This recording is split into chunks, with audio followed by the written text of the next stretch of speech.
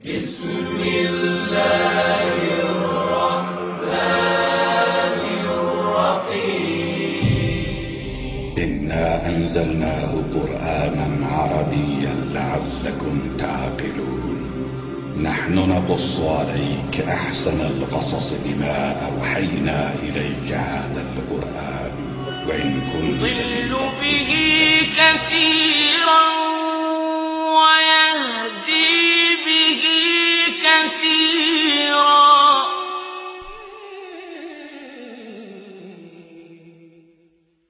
صلوا عليه وآله صلوا عليه وآله صلوا عليه.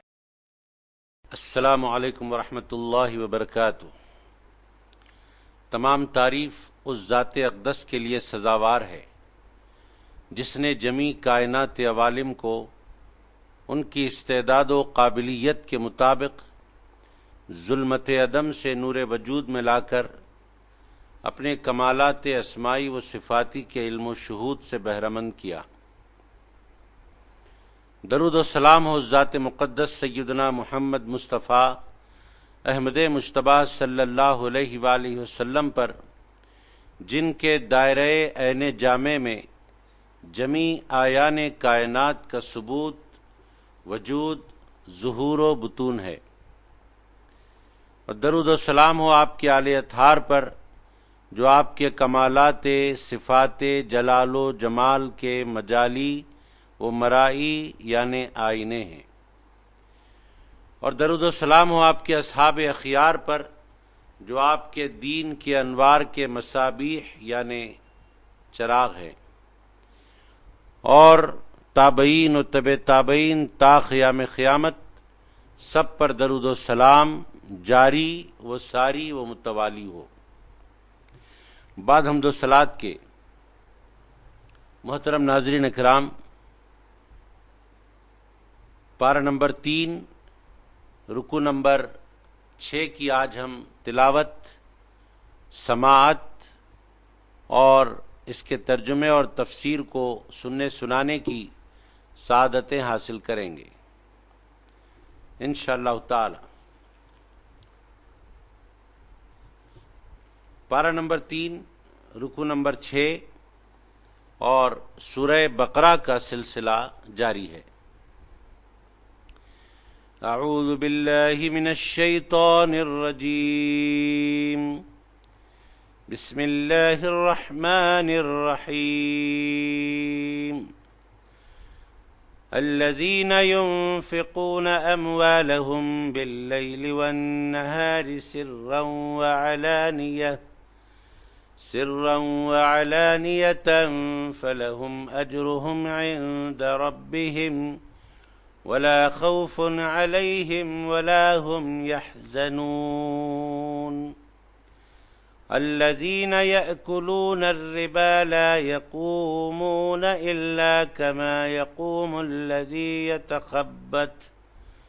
يتخبطه الشيطان من المس ذلك بأنهم قالوا إنما البيع مثل الربا وأحل الله البيع وحرم الربا فمن جاء موعظة من ربه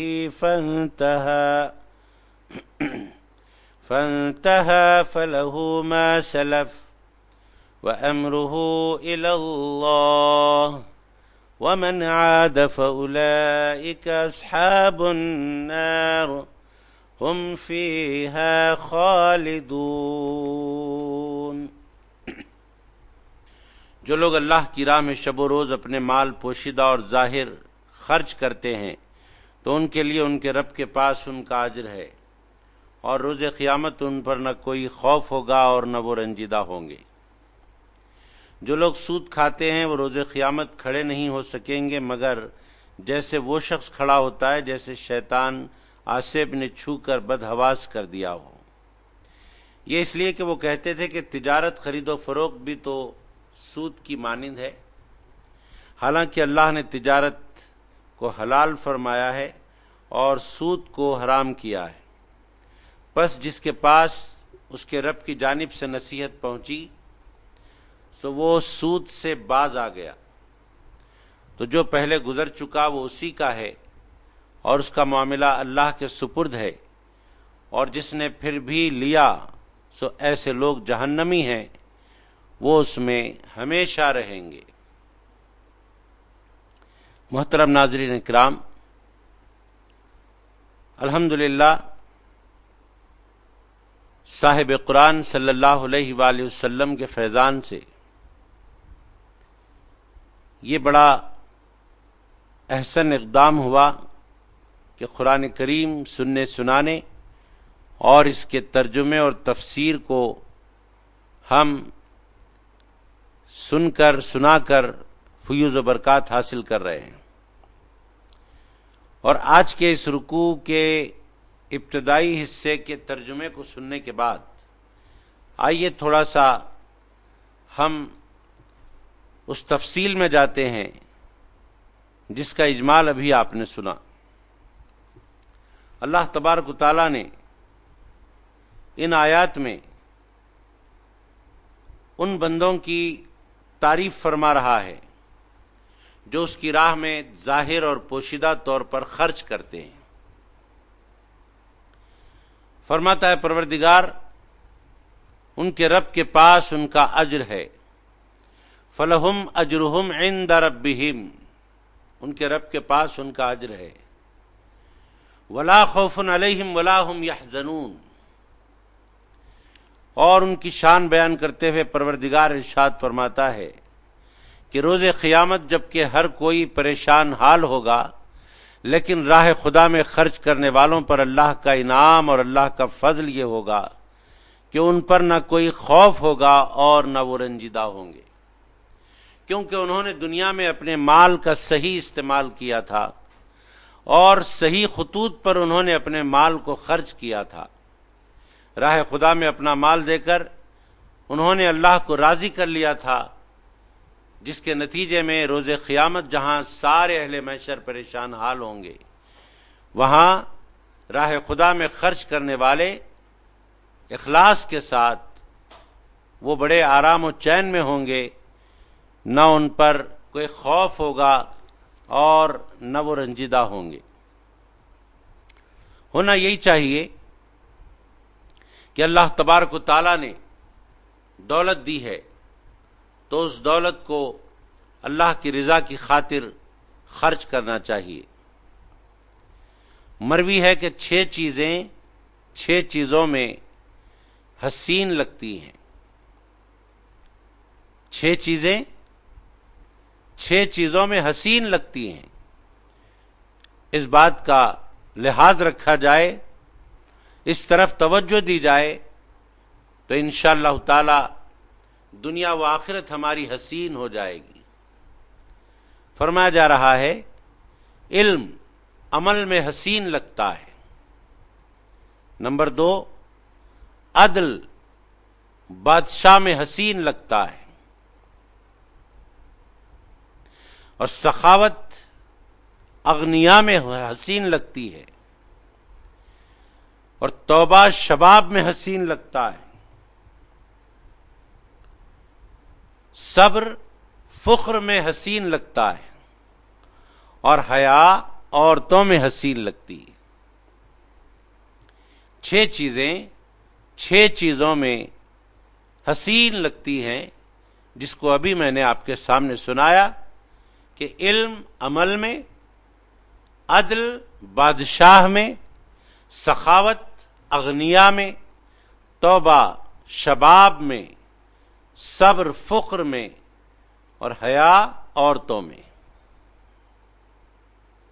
اب اسی سلسلے کو جاری رکھتے ہوئے آپ اور اپنے آپ کو متوجہ کریں، بڑی اچھی بات آپ کے سامنے پیش کی جا رہی ہے۔ علم ہو لیکن عمل نہ ہو تو اس کی مثال کیا ہے بیان کی جا رہی ہے۔ اس کی مثال ایسی ہے کہ مکان تو ہے لیکن اس کا چھت نہیں ہے۔ علم بے عمل، علم تو ہے لیکن اس علم پر عمل نہیں کیا جا رہا ہے، تو اس کی مثال ایسی ہے کہ مکان تو ہے لیکن اس مکان کا چھت نہیں ہے. بادشاہ ہے لیکن بادشاہ عدل و انصاف والا نہیں ہے.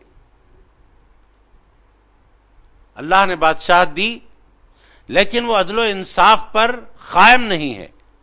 تو اس کی مثال ایسی دی گئی جیسے کنواں ہے لیکن اس کنویں میں پانی نہیں ہے. بھلا بتائیے وہ مکان جس کی چھت نہ ہو کوئی فائدے کی بات نہیں ہوتی، بے فائدہ ہوتا ہے. وہ کنواں جس میں پانی نہ ہو وہ بے فائدہ ہوتا ہے. ایسے ہی تیسرے نمبر پر غنی کی مثال دیتے ہوئے فرمایا گیا جو سخاوت نہیں کرتا. اللہ نے غنی تو بنایا ہے لیکن وہ راہ خدا میں خرچ نہیں کرتا، بس جمع کرنا اس نے اپنی فطرت بنا لی. مال و دولت کو جمع کرنا اس نے اپنا مزاج بنا لیا. تو ایسا غنی جو سخاوت نہ کرتا ہو اس کی مثال دی گئی اور فرمایا گیا اس کی مثال ایسی ہے کہ بادل تو ہے لیکن بارش نہیں ہے. بھلا وہ بادل کس کام کا جو نہ برسے. بادل کی شان تو یہ ہے کہ برسے تب وہ فائدہ مند ہوگا، سود مند ہوگا. کنواں تو قابل تعریف تب ہے جبکہ اس میں پانی ہو. مکان رہنے کے لائق اور فائدہ بخش اس وقت ہے جبکہ اس کی چھت ہو. یہ مثالیں دی جا رہی ہیں تاکہ سننے والے سن کر اپنی اصلاح کریں. علم دین رکھنے والا اور نفع بخش علم رکھنے والا اگر بے عمل ہو تو وہ اپنی اصلاح کرے. بادشاہ اگر بے عدل ہو تو وہ اپنی اصلاح کرے. غنی اگر بے سخاوت ہو تو اپنی اصلاح کرے. اہل علم اپنے حاصل شدہ علم پر عمل پیرا ہو جائے. بادشاہ عدل و انصاف کا پابند ہو جائے. غنی سخاوت کرنے والا ہو جائے اور ایسی سخاوت کرنے والا کہ جو سخاوت کرنے کے بعد غریب کی مدد کرنے کے بعد اس غریب پر اپنی مدد جتاتا نہ ہو، اپنا احسان نہ جتاتا ہو، ایسے سخی بنے. آئیے نمبر 4 پر فخر بے صبر یعنی غربت ہے، فقیری ہے، تنگ دستی ہے، اور تنگ دستی میں بے صبری ہے، صبر نہیں ہے. تو اس کی مثال ایسی ہے کہ چراغ تو ہے لیکن روشنی نہیں ہے. فخر بے صبر، چراغ بے روشنی. ہونا تو یہ چاہیے کہ تنگ دستی کے عالم میں صبر ہو، اور جو بندہ تنگ دستی کے عالم میں صبر کرتا ہے اللہ تبارک و تعالی چند ہی دنوں میں اس کو ایسا مالا مال کر دیتا ہے کہ دن پلٹ جاتے ہیں. وہ خود اللہ کی رحمت اور اس کے فضل و کرم کو اپنی آنکھوں سے دیکھتا ہے. بھائی فخر و فاقے کی منزل سے گزارنے والا کون ہے؟ اللہ ہے. تو پروردگار عالم جب کسی بندے کو فخر و فاقے سے گزارتا ہے وہ رحیم و کریم ہے، 70 ماؤں کی محبت رکھتا ہے. تو کیا ساری زندگی وہ فخر و فاقے میں اپنے بندے کو گزارنے کے لیے چھوڑ دے گا؟ ایسا ہرگز نہیں ہوگا. چند دنوں میں اللہ تبارک و تعالیٰ اس کو اس آزمائش سے نکال کر خوشحالی کی زندگی عطا فرمائے گا. ضرورت اس بات کی ہے کہ اگر کسی پر تنگ دستی ہے، اگر کوئی فخر و فاقے سے گزر رہا ہے، کھانے کو کھانا نہیں، پہننے کو کپڑا نہیں، رہنے کو گھر نہیں، اس کو چاہیے کہ تھوڑا سا صبر کرے. جب وہ تھوڑا سا صبر کرے گا تو انشاءاللہ تعالی فخر و فاقے سے گزارنے والا پروردگار ہی ایسے حالات کو بدل دے گا کہ نہ صرف یہ مالا مال ہوگا بلکہ لوگوں کو دینے کے قابل ہو جائے گا۔ تو جو تنگ دستی میں ہو اور صبر نہ کرتا ہو، اس کی مثال ایسے چراغ کی مثال ہے جس میں روشنی نہیں ہے۔ ایسے ہی شباب بے توبہ، یعنی اللہ تبارک و تعالیٰ کو وہ نوجوان بڑا پسند ہے جو توبہ و استغفار کرتا ہے۔ توبہ کرنے والا نوجوان اللہ کو بڑا پسند۔ نوجوانی کے عالم میں جب کوئی لغزش ہو جائے تو نوجوان کو چاہیے کہ فوراً توبہ کر لے۔ ویسے نوجوان ہو کہ ضعیف ہو کہ بچہ ہو کہ عورت ہو کہ مرد ہو، جب کبھی کوئی لغزش ہو جائے، گناہ ہو جائے، فوراً مان توبہ کرنا چاہیے۔ لیکن توبہ میں ایک شباب والے کی توبہ، ایک نوجوان کی توبہ اللہ کو بڑی پسند آتی ہے۔ اور اگر کوئی شباب کے عالم میں ہو اور گناہ ہونے کے بعد توبہ کی توفیق اس کو نہیں ہوتی ہو، توبہ کے بارے میں وہ مائل نہیں ہوتا ہو، توبہ کی طرف راغب نہیں ہوتا ہو، بس گناہ پر گناہ کیے جا رہا ہے اور توبہ نہیں کرتا، تو اس کی مثال ایسی ہے کہ ایک درخت تو ہے لیکن اس درخت پر پھل نہیں ہے۔ درخت تو ہے بڑا تناور، لیکن اس درخت پر پھل نہیں ہے، بے پھل کے درخت ہے۔ ایسی ہی مثال اس نوجوان کی ہے جو توبہ نہیں کرتا، اور جو توبہ کرتا ہے وہ نوجوان پھلدار درخت کی طرح۔ خاص طور پر نوجوانوں کا تذکرہ ہے کہ جب کبھی کوئی لغزش ہو جائے، کوئی گناہ ہو جائے، نظر کا گناہ ہو جائے یا کوئی اور گناہ ہو جائے، فوراً توبہ کریں، استغفار کریں، اللہ کی طرف رجوع ہوں۔ اللہ تبارک و تعالیٰ کو ایسے توبہ کرنے والے نوجوان بڑے پسند آتے ہیں۔ نمبر 6، بے حیا عورت کی مثال دی گئی۔ بے حیا عورت کی مثال ایسی ہے کہ بے نمک کے کھانا تو ہے لیکن اس کھانے میں نمک نہیں ہے۔ بتائیے جس کھانے میں نمک نہ ہو کیا وہ کھانا کوئی کھانا پسند کرے گا؟ کیا اس کھانے میں کوئی لذت ہوگی؟ ہرگز نہیں۔ اس کھانے میں لذت ہے جس کھانے میں نمک ملا ہو۔ ایسے ہی اس عورت میں شان و شوکت ہے جس عورت میں حیا ہو، جس عورت میں پردے میں رہنے کی عادت ہو، اور وہ عورت جو اپنے آپ کو چھپائے رکھتی ہے غیر مردوں کی نگاہوں سے، اللہ تبارک و تعالیٰ کی بڑی پسندیدہ عورت ہوا کرتی ہے۔ لیکن جو عورت بے حیا ہو، اللہ کے نزدیک ایسی عورت کا کوئی مقام نہیں، کوئی مرتبہ نہیں۔ اس کی مثال تو اللہ اور اللہ والوں کے نزدیک ایسے ہی ہے جیسے کھانا تو ہے لیکن بے نمک ہے، بے مزہ ہے۔ ہم کو چاہیے کہ اللہ نے علم دیا ہے تو اس پر عمل کرے۔ اللہ نے ہمیں اگر بادشاہت دی ہے یا تسلط دیا ہے، بڑاپن دیا ہے، تو پھر عدل و انصاف سے کام لیں۔ اللہ تبارک و تعالیٰ نے غنی بنایا ہے تو سخاوت سے کام لیں، اور اگر زندگی میں کبھی تنگ دستی کا وقت آ جائے خدا نہ خواستہ تو صبر کر لیا کریں، اور جب کبھی لغزش ہو جائے تو توبہ کر لیا کریں۔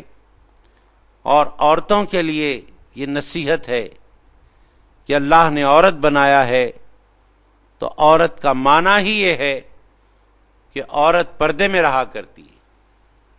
شریعت اسلامیہ میں 9 سال کی عمر کے بعد عورت کو پردہ کرنا چاہیے، نہ اس کی آواز کوئی سنے اور نہ اس کو کوئی دیکھے۔ محترم ناظرین کرام، یہ اسلامی تعلیمات ہیں یہ اسلامی اخلاق و آداب ہے، اس کا ہمیں پورا پاس و لحاظ کرنا ضروری ہے۔ آگے کی آیت ہم پڑھتے ہیں، آئیے۔ بسم اللہ الرحمن الرحیم یمحق اللہ الربا ویربی الصدقات واللہ لا يحب كل کفار اثیم۔ اور اللہ سود کو مٹاتا ہے، یعنی سودی مال سے برکت کو ختم کر دیتا ہے، اور صدقات کو بڑھاتا ہے، یعنی صدقے کے ذریعے مال کی برکت کو زیادہ کر دیتا ہے، اور اللہ کسی بھی ناسپاس نافرمان کو پسند نہیں کرتا۔ اس آیت میں اللہ تبارک و تعالیٰ نے سود کی مذمت اور راہ خدا میں صدقات و خیرات کی تعریف فرمایا ہے، خالق کائنات نے تعریف فرمایا۔ حدیث پاک میں آتا ہے اللہ تبارک و تعالیٰ صدقہ قبول کرتا ہے اور اسے ایسے پالتا ہے، بندہ جو اللہ کی راہ میں دے، بندے کو پتہ نہیں کہ وہ مال کہاں گیا اور اس کی کیا کیفیت ہوئی۔ بندے نے دے دیا راہ خدا میں اور بھول گیا، اور مخلص بندوں کی یہی شان ہوتی ہے کہ راہ خدا میں دینے کے بعد بھول جاتے ہیں، نیکی کر کے بھول جاتے ہیں اور گناہ کر کے یاد رکھتے ہیں۔ حدیث پاک میں آتا ہے راہ خدا میں خرچ کیا مخلص بندہ، جب خرچ کیا، خرچ کرنے کے بعد وہ اللہ کی بارگاہ میں پہنچ گیا، اب اللہ تبارک و تعالی اس بندے کے دیے ہوئے صدقے کو قبول فرماتا ہے اور قبول فرما کر اس کو بڑھاتا ہے، اسے پالتا ہے، جیسے کوئی گھوڑے کے بچے کو پالتا ہے۔ گھوڑے کا بچہ بچہ رہتا ہے، لیکن جب اس کی پرورش ہوتی ہے تو وہ دن بدن بڑھتا جاتا ہے۔ تو جیسے کوئی بندہ گھوڑے کے بچے کی پرورش کرے تو وہ گھوڑے کا بچہ دن بدن بڑھتا جاتا ہے، ایسے ہی اللہ تبارک و تعالیٰ بندے کے دیے ہوئے صدقے کو، خیرات کو بڑھاتا جاتا ہے۔ جس دن دیا اس دن جتنا تھا، اب جیسے جیسے وقت بڑھتا جائے گا ویسے ویسے بندے کا دیا ہوا صدقہ بڑھتا جائے گا۔ یہ حدیث پاک میں آیا۔ اور ایک حدیث پاک میں نبی کریم صلی اللہ علیہ وآلہ وسلم نے ارشاد فرمایا زکوٰۃ کی ادائی کے بارے میں، زکوٰۃ کی ادائی سے مال میں کمی نہیں ہوتی۔ شیطان ڈراتا ہے اور شیطان مختلف وسوسے ڈالتا ہے کہ دیکھو تم زکوٰۃ کا مال نکالو گے تو غریب ہو جاؤ گے، تم زکوٰۃ کا مال نکالو گے اور اس کے حقداروں میں تقسیم کر دو گے تو تمہارے مال میں کمی ہو جائے گی۔ یہ شیطان وسوسے ڈالتا ہے۔ لیکن آئیے رسول کریم صلی اللہ علیہ وآلہ وسلم کا کیا فرمان ہے۔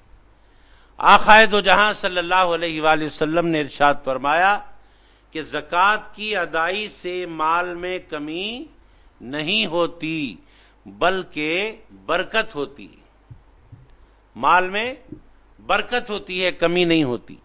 شیطان یہ وسوسہ ڈالتا ہے کہ زکوٰۃ دینے سے مال کم ہو جاتا ہے، لیکن اللہ کے نبی صلی اللہ علیہ وآلہ وسلم نے ارشاد فرمایا زکوٰۃ کا مال نکالنے سے کمی نہیں ہوتی بلکہ اضافہ ہوتا ہے، برکت ہوتی ہے۔ شیطان سود کے لین دین، سود کے کاروبار کی طرف راغب کرتا ہے یہ کہہ کر کہ آؤ سود کا کاروبار کریں، اس میں فائدہ ہی فائدہ ہے۔ لیکن اسلام نے، رسول کریم صلی اللہ علیہ وآلہ وسلم نے منع فرمایا ہے، قرآن پاک نے منع فرمایا ہے، احادیث میں اس کی مذمت آئی ہے۔ چنانچہ ایک حدیث پاک میں آتا ہے کہ سود کا دینے والا اور سود کا لینے والا اور سود کے بارے میں لکھنے والا، لین دین کے کاروبار میں جو لکھنے پر مقرر رہتا ہے وہ بھی سب پر اللہ کی لعنت ہے، سب پر لعنت ہے۔ کتنی مذمت والی حدیث ہے۔ اور آگے ارشاد فرمایا جا رہا ہے حدیث پاک میں، سود کے عذاب کا ادنا عذاب، یعنی سود کا لین دین اتنے بڑے عذاب کی بات ہے کہ اس کے چھوٹے عذاب کا ذکر کیا جا رہا ہے۔ اور چھوٹے عذاب کا ذکر اس لیے کیا جا رہا ہے کہ چھوٹے عذاب کے بارے میں سن لیا جائے تو خود بخود اندازہ ہو جائے گا کہ بڑا عذاب کتنا ہوگا۔ تو چھوٹے عذاب کے بارے میں فرمایا جا رہا ہے کہ چھوٹا عذاب سود کے لین دین کاروبار کا یہ ہے جیسے اپنی ماں سے زنا کرنا، نعوذ باللہ، اللہ محفوظ رکھے۔ اپنی ماں سے زنا کرنے پر جتنا عذاب ہوتا ہے اتنا عذاب سود کے لین دین پر ہوتا ہے۔ اور آقائے نامدار صلی اللہ علیہ وآلہ وسلم نے ارشاد فرمایا یہ معمولی عذاب ہے جو سود کے بارے میں دیا جا رہا ہے، اور بڑے بڑے عذاب ہوتے ہیں۔ اس ادنا عذاب کے ذریعے اندازہ لگا لو کہ بہت بڑا عذاب کیا ہوگا، بڑے بڑے عذاب کیا ہوں گے۔ حضرت امام ابو حنیفہ رحمۃ اللہ علیہ کی احتیاط کے بارے میں آیا ہے۔ حضرت امام ابو حنیفہ رحمۃ اللہ علیہ جو امام الائمہ ہیں، بڑے امام ہیں، جنہوں نے ساری امت مسلمہ پر احسان فرمایا۔ امام ابو حنیفہ رحمۃ اللہ علیہ کسی کو قرض کے طور پر 1000 درہم دیے تھے، قرض کے طور پر کسی کو 1000 درہم دیے تھے۔ کون؟ حضرت امام ابو حنیفہ رحمۃ اللہ علیہ۔ جب وہ شخص واپس آیا وقت مقررہ پر وہ درہم واپس کرنے، تو حضرت امام ابو حنیفہ رحمۃ اللہ علیہ نے دیکھا کہ میں جب دیا تھا اس کو 1000 درہم تو وہ کھوٹے درہم تھے، لیکن یہ جو مجھے واپس کر رہا ہے یہ کھوٹے درہم نہیں ہیں، یہ تو بالکل کھرے ہیں۔ فرمایا اگر میں کھوٹے درہم کے بدلے کھرے درہم لوں تو یہ کھرے درہم لینا کہیں سود نہ ہو جائے، اس ڈر سے، اس خوف سے حضرت امام ابو حنیفہ رحمۃ اللہ علیہ نے فرمایا میں نے کھوٹے 1000 درہم دیے تھے تو 1000 کھوٹے ہی درہم واپسی میں لوں گا، میں کھرے درہم نہیں لوں گا، اس واسطے کہ یہ کہیں سود میں شامل نہ ہو جائے۔ امام ابو حنیفہ رحمۃ اللہ علیہ نے کھوٹے درہم واپس لیے، کھرے نہیں۔ دیکھیے آپ کتنا کمال احتیاط ہے۔ ایک شخص حضرت امام ابو حنیفہ رحمۃ اللہ علیہ کا قرض دار تھا، آپ نے اس کو قرض کے طور پر کچھ دیا تھا اور وہ امام ابو حنیفہ رحمۃ اللہ علیہ کو قرض کا پیسہ واپس کرنے میں تاخیر کی تھی۔ تو امام ابو حنیفہ رحمۃ اللہ علیہ اس کے گھر پر پہنچے اور دستک دی، گرما کا موسم تھا۔ دستک دینے کے بعد اس کے گھر کے سائے میں بھی کھڑے ہو سکتے تھے، موسم گرما سخت ترین دھوپ تھی، لیکن آپ اس کے گھر کے سائے میں نہیں ٹھہرے بلکہ ہٹ کر دھوپ میں کھڑے رہنا پسند کیے۔ لوگوں نے کہا حضور والا آپ دھوپ میں کیوں کھڑے ہیں، آپ چھاؤں میں آ جاتے۔ تو امام ابو حنیفہ رحمۃ اللہ علیہ کا جواب ہوا کہ یہ گھر والا میرا کچھ دینا باقی ہے، اس نے مجھ سے قرض لیا تھا، اگر میں اس کے گھر کے سائے میں ٹھہروں گا اور فائدہ اٹھاؤں گا اس کی چھاؤں سے، اس کے سائے سے، تو کہیں یہ سائے سے فائدہ اٹھانا سود نہ ہو جائے، اس خوف سے میں اس کے گھر کے سائے میں نہیں ٹھہرتا۔ اللہ اکبر، حضرت امام ابو حنیفہ رحمۃ اللہ علیہ کا تقویٰ ملاحظہ کیجئے، ان کی احتیاط کا کمال ملاحظہ فرمائیے کہ کیسے اللہ کے خاص بندے گزرے کہ اتنی احتیاط کرتے ہیں کہ قرضدار کے گھر کے سائے میں بھی نہیں ٹھہرتے، اس کے سائے میں نہ کھڑے ہو کر امام ابو حنیفہ رحمۃ اللہ علیہ نے سود کی برائی کا اندازہ قائم کیا ہم جیسوں کے سامنے کہ سود کتنی بری بات ہے۔ محترم ناظرین کرام، آگے کی آیت پڑھنے کی ہم سعادت حاصل کرتے ہیں، اور اللہ تبارک و تعالیٰ نے جو ارشاد فرمایا اس کو سننے سنانے کی ہم سعادتیں حاصل کرتے ہیں۔ بسم اللہ الرحمن الرحیم، ان الذين آمنوا وعملوا الصالحات واقاموا الصلاة وآتوا الزكاة لهم اجرهم عند ربهم ولا خوف عليهم ولا هم يحزنون يا أيها الذين آمنوا اتقوا الله وذروا ما بقي من الربا إن كنتم مؤمنين فإن لم تفعلوا فأذنوا بحرب من الله ورسوله وإن تبتم فلكم رؤوس أموالكم لا تظلمون ولا تظلمون۔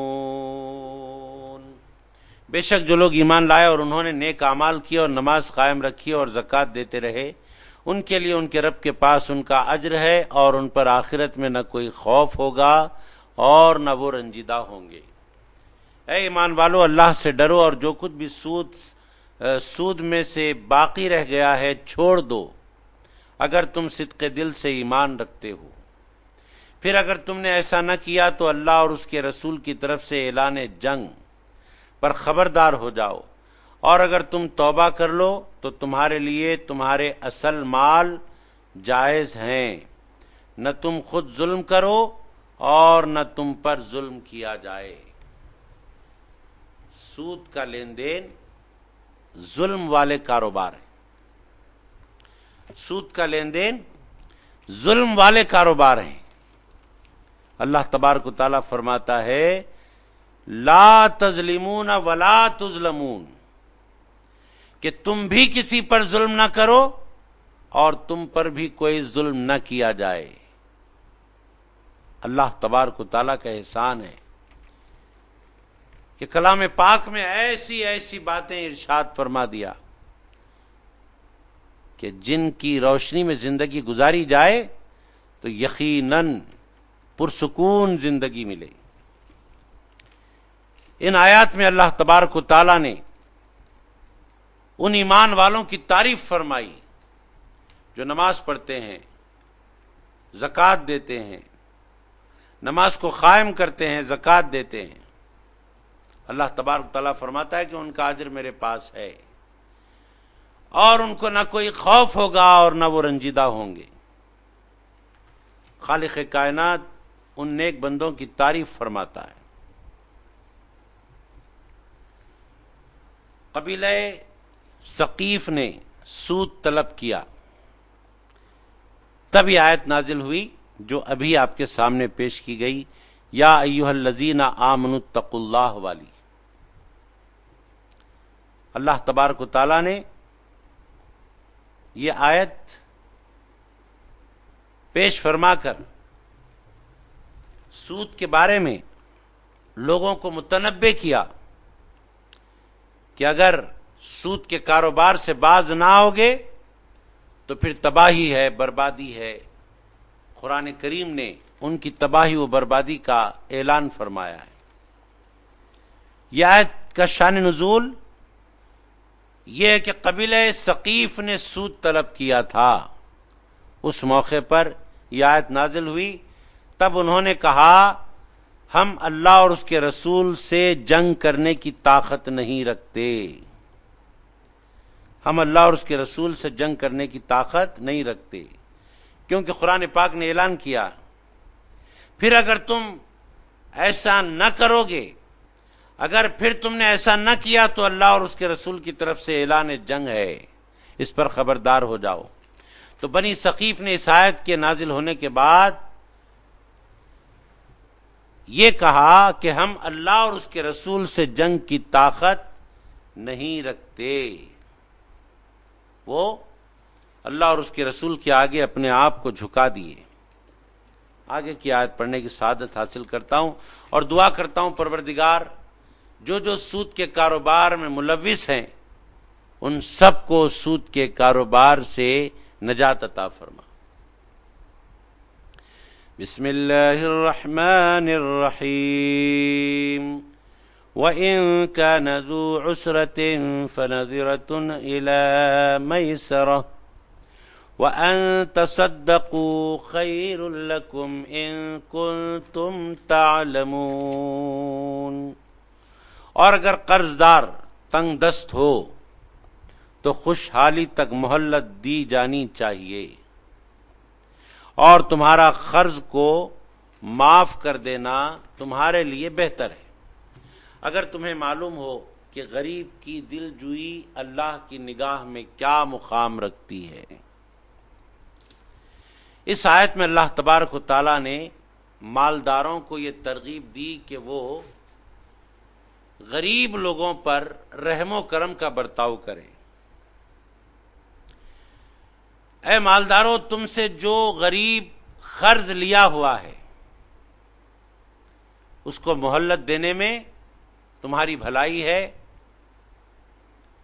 اس کو تم مہلت دو گے تو اللہ تبارک و تعالیٰ تم پر کرم کرے گا، اور اگر تم نے قرض دار کا قرض معاف کر دیا یہ تو بہت نیکی کی بات ہو گئی، بہت بڑی نیکی ہو گئی۔ اللہ تبارک و تعالیٰ ارشاد فرماتا ہے ان کنتم تعلمون، اگر تم جانتے ہو کہ یہ کتنی بڑی نیکی ہے تو پھر تم قرض دار کا قرض معاف کرو۔ جب غریب آدمی کا دل خوش ہو جائے گا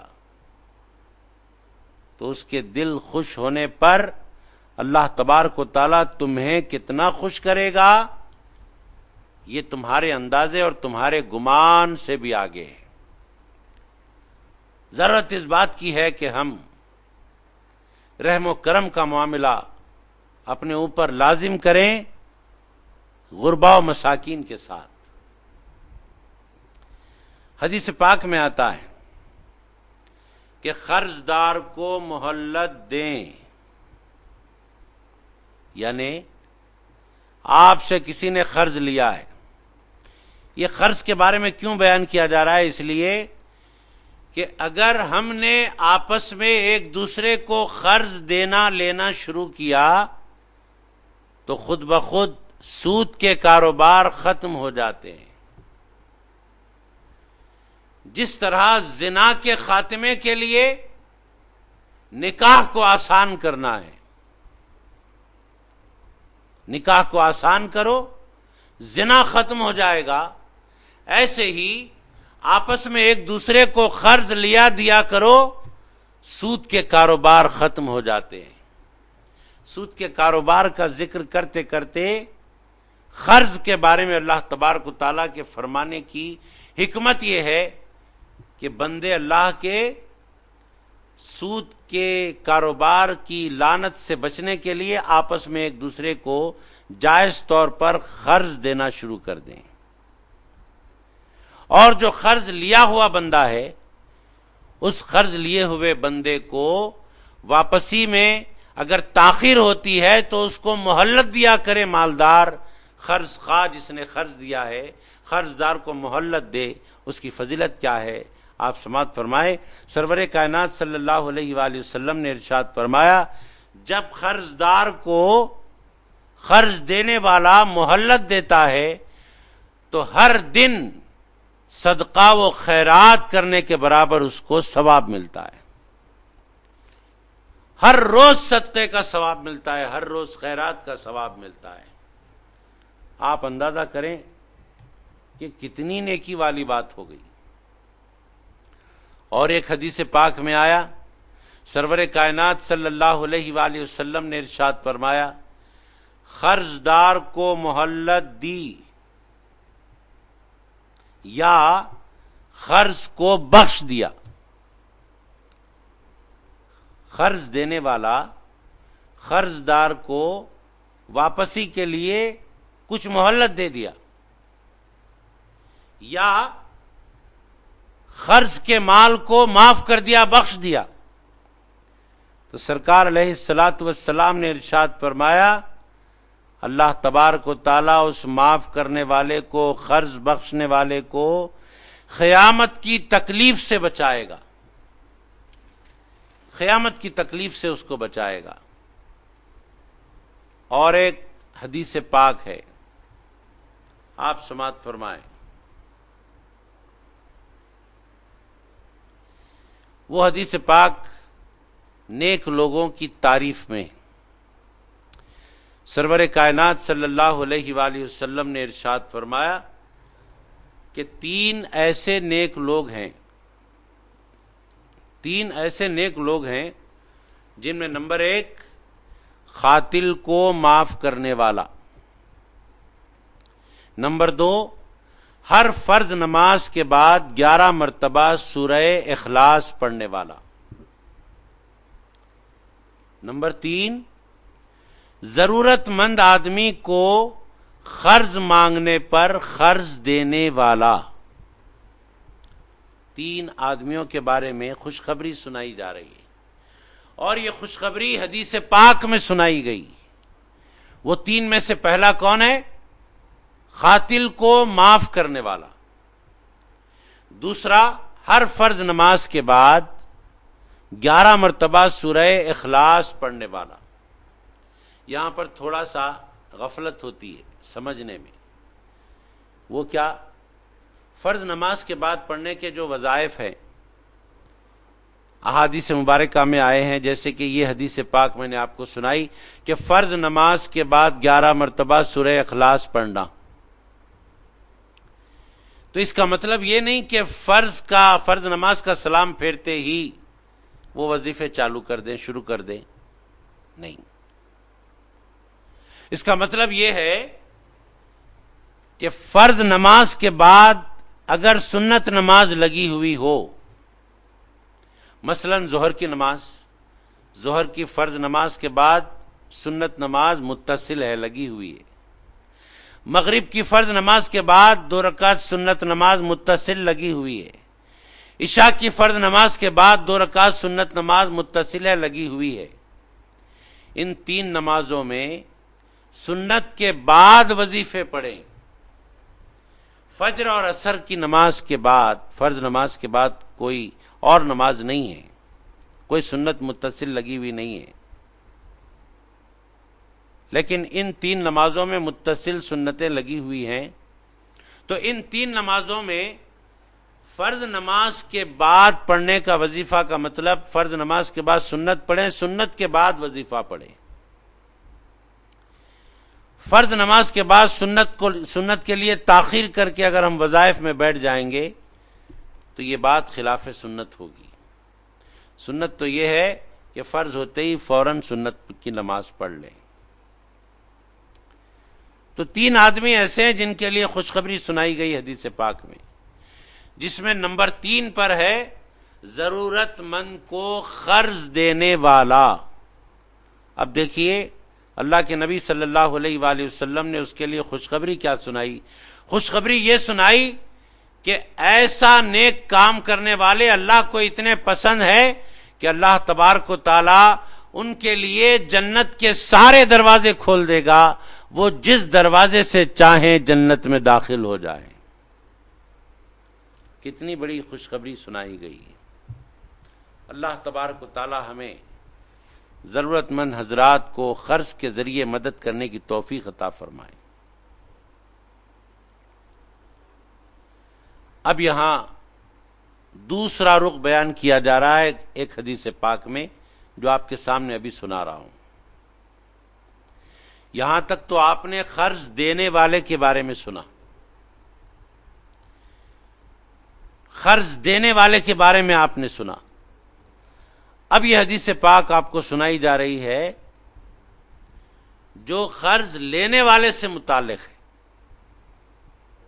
بے قرض دینے والا خلوص نیت کے ساتھ قرض دے رہا ہے تو لینے والے کو بھی چاہیے کہ وقت مقررہ پر لوٹا دے، واپس کرے۔ ایسا نہیں کہ قرض کا مال لے لیا اور پھر بے فکر ہو گیا، یہ تو بری بات ہوئی، یہ تو اللہ کو ناراض کرنے والی بات ہوئی، نبی کریم صلی اللہ علیہ وآلہ وسلم کے احکام کے خلاف بات ہوئی۔ قرض لینے والا وقت مقررہ پر لوٹانے کی پوری نیت رکھے اور لوٹائے۔ آئیے اس بارے میں حدیث پاک سناتا ہوں۔ حدیث شریف میں آیا کہ قرض ادا کرنے کی نیت سے لیا جائے، قرض ادا کرنے کی نیت سے لیا جائے، قرض کا مال کھا کر بھول جانے کی نیت سے نہیں، بلکہ قرض کا مال ادا کرنے کی نیت سے لیا جائے۔ 1% بھی دل میں ایک خیال نہ ہو کہ میں اس کا مال کھا جاؤں گا، واپس نہیں کروں گا، 1% بھی نہ ہو، پورے 100% یہ نیت رہے کہ میں اس کے قرض کا مال واپس کروں گا، تو اللہ تبارک و تعالیٰ بھی ایسے بندے کی مدد فرماتا ہے۔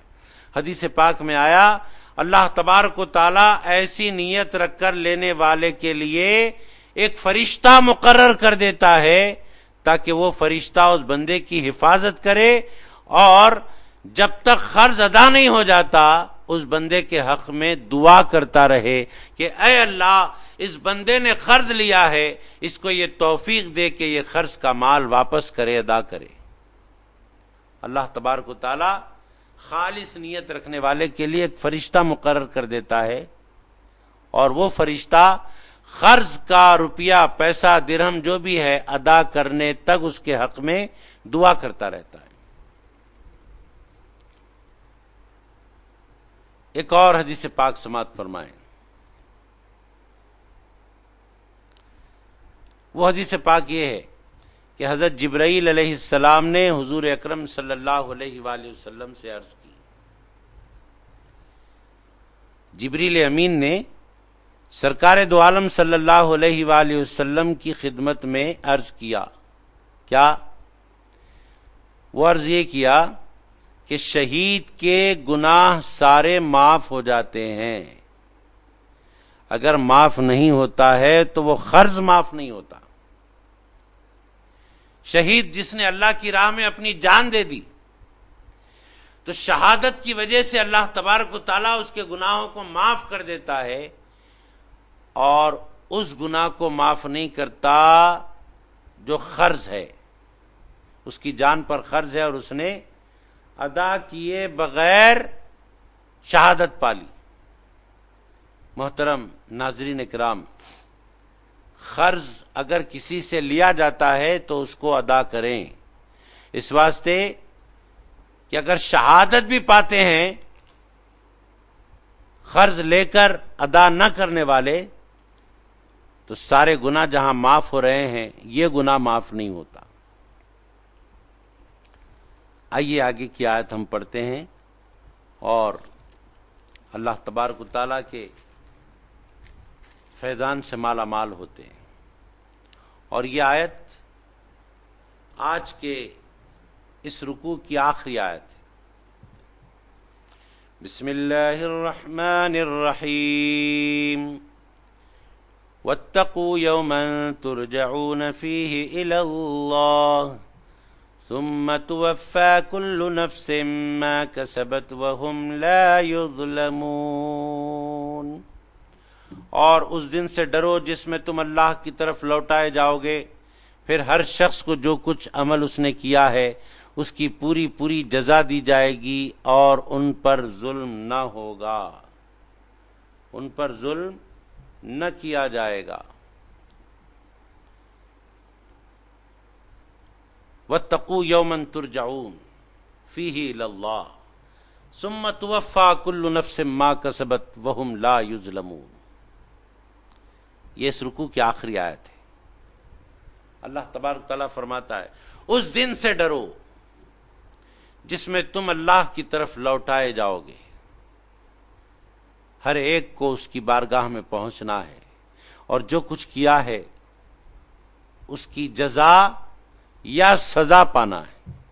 اچھا کیا ہے تو جزا پانا ہے، برا کیا ہے تو سزا پانا ہے. سرور کائنات صلی اللہ علیہ وآلہ وسلم کے اس دنیا سے تشریف لے جاتے وقت آخری کلمات جو سرکار کی زبان پاک پر تھے وہ کیا تھے؟ الصلاۃ وما ملکت ایمانکم الصلاۃ فإنا للہ وإنا الیہ راجعون.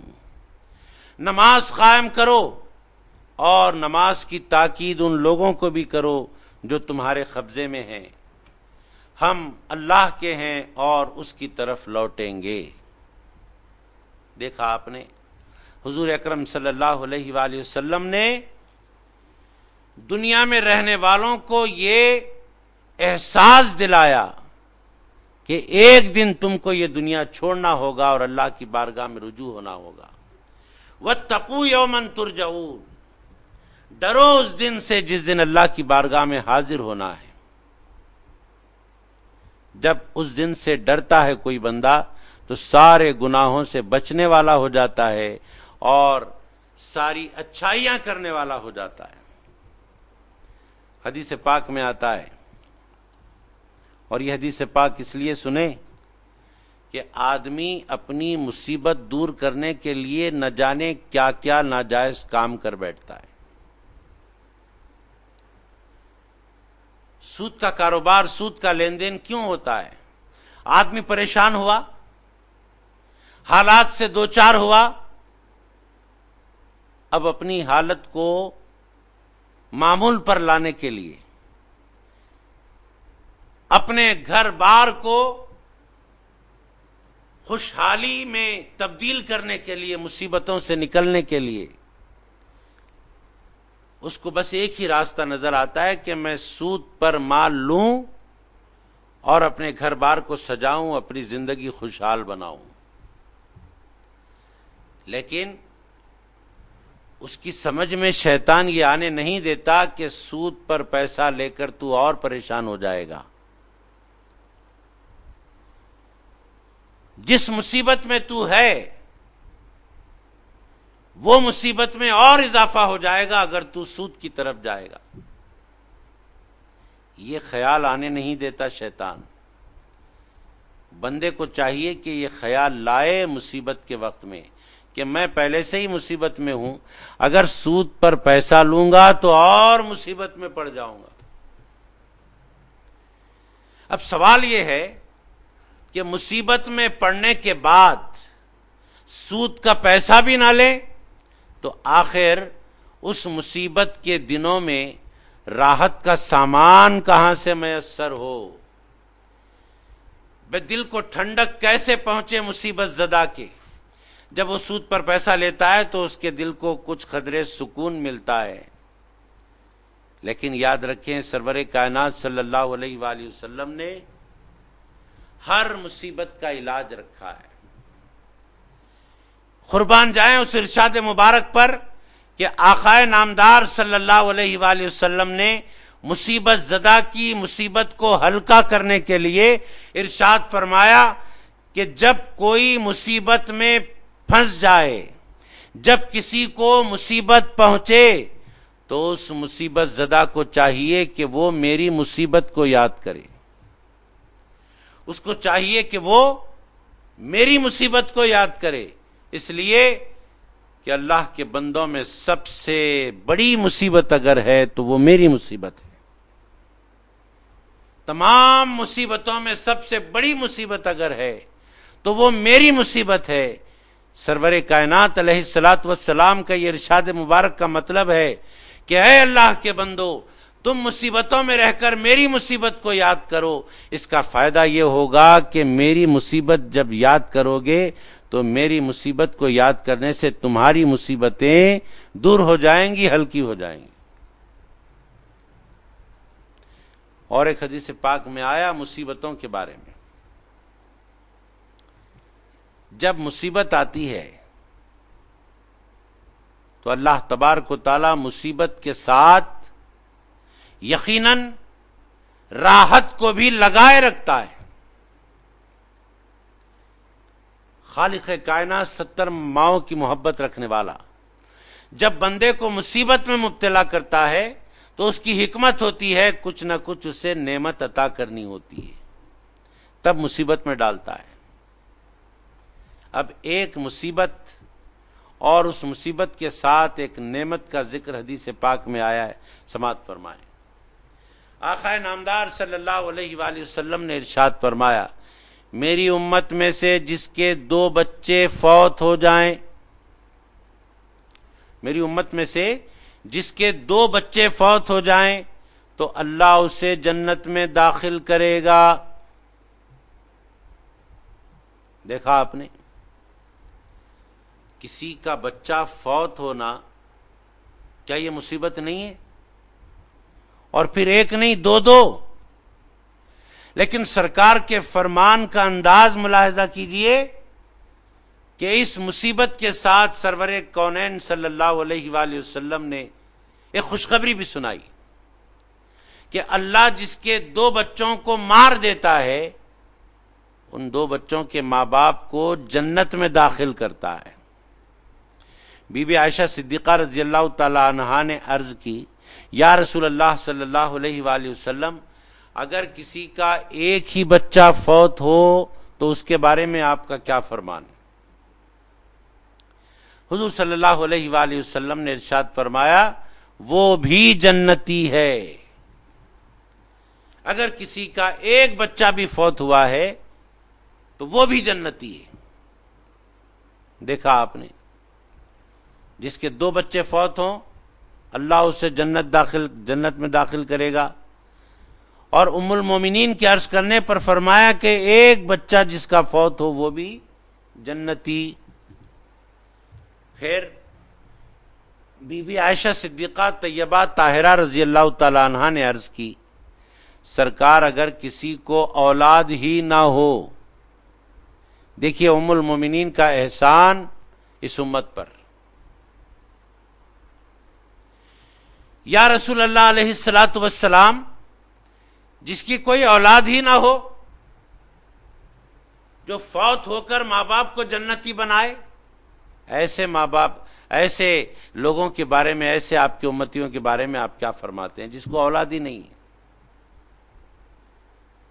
سرور کائنات صلی اللہ علیہ وآلہ وسلم نے ارشاد فرمایا، جس ارشاد کو سن کر ہر امتی جھوم جاتا ہے، وہ ارشاد مبارک یہ ہے کہ اے عائشہ رضی اللہ تعالیٰ عنہا، اللہ نے اگر کسی کو اولاد ہی نہیں دی ہے اور وہ چاہتا ہے کہ میں کیسے جنتی بنوں گا، تو اس کو چاہیے کہ بھروسہ رکھے میں اس کی شفاعت کروں گا۔ جس کے 2 بچے فوت ہو جائیں، 2 بچوں کے فوت ہونے کے سبب وہ جنتی، جس کا ایک بچہ فوت ہو جائے وہ ایک بچے کے فوت ہونے کے سبب جنتی، اور جس کو اللہ نے اولاد ہی نہیں دی ہے اس کو میں اپنی شفاعت کے ذریعے جنتی بناؤں گا۔ محترم ناظرین اکرام، کیسے رحمت والے پیغمبر، کیسے رحمت والے نبی ہمارے، کہ اپنی امت کو ذرہ برابر تکلیف میں دیکھنا گوارا نہیں کرتے۔ اللہ تبارک و تعالیٰ کا بڑا احسان ہے کہ اس نے ہم کو ایسے نبی کی امت میں پیدا فرما دیا، جس نبی نے ہم کو پاکیزہ زندگی گزارنے کا سلیقہ دیا، نیک عملی کی زندگی گزارنے کا سلیقہ دیا۔ ہماری تکلیف سرور کائنات صلی اللہ علیہ وآلہ وسلم ہرگز برداشت نہ کرتے۔ قرآن کریم نے اس بات کی شہادت دی ہے، لقد جاءکم رسول من انفسکم عزیز علیہ ما عنتم حریص علیکم بالمؤمنین رؤوف الرحیم۔ مومنین کے لیے سرور کونین صلی اللہ علیہ وآلہ وسلم رؤوف بھی ہیں، رحیم بھی ہیں، اور امت کی تکلیف آپ پر گراں گزرتی۔ ہم کو چاہیے کہ ہم نیک عملی کی زندگی گزاریں، اور اللہ تبارک و تعالیٰ کی بارگاہ میں عرض کرتے رہیں کہ اے اللہ ہم کو اپنے تقرب سے مالا مال فرما سرور کائنات صلی اللہ علیہ وآلہ وسلم کے صدقے میں، کیونکہ اللہ کا تقرب اس کو نہیں ملتا جو سرکار کے واسطے اور وسیلے سے نہ جاتا ہو۔ جو سرکار کے واسطے اور وسیلے سے جاتا ہے اسے اللہ تبارک و تعالیٰ اپنے تقرب سے مالا مال کرتا ہے، وہ ولایت کے درجات پر فائز ہو جاتا ہے۔ ولایت کے دو درجے ہیں، ولیوں کے دو درجے ہیں، دو طبقات ہیں، ایک وہبی اور ایک کسبی۔ وہبی اولیاء اللہ وہ جن کو اللہ تبارک و تعالیٰ نے بغیر مشقت کے ولی بنا دیا، اور کسبی اولیاء اللہ وہ جو محنت اور مشقت اور کسب کے ذریعے اللہ کے ولی ہوئے۔ اللہ تبارک و تعالیٰ سے دعا ہے ہم کو اپنے فضل و کرم سے حضور اکرم صلی اللہ علیہ وآلہ وسلم کے صدقے و طفیل نیک عملی کی زندگی گزارنے کی توفیق عطا فرما، ایسی نیک عملی کی زندگی جو ہمیں درجہ ولایت تک پہنچاتی ہے اور تیرے تقرب سے مالا مال کرتی ہے۔ آئیے اسی پر آج کے اس رکوع کے ترجمے اور تفسیر کا اختتام ہوتا ہے۔ صدق اللہ المولان العظیم وصدق رسولہ النبی الامین الکریم وصلی اللہ تعالی علی خیر خلقہ ونور عرشہ سیدنا محمد وعلی آلہ واصحابہ اجمعین والحمد للہ رب العالمین۔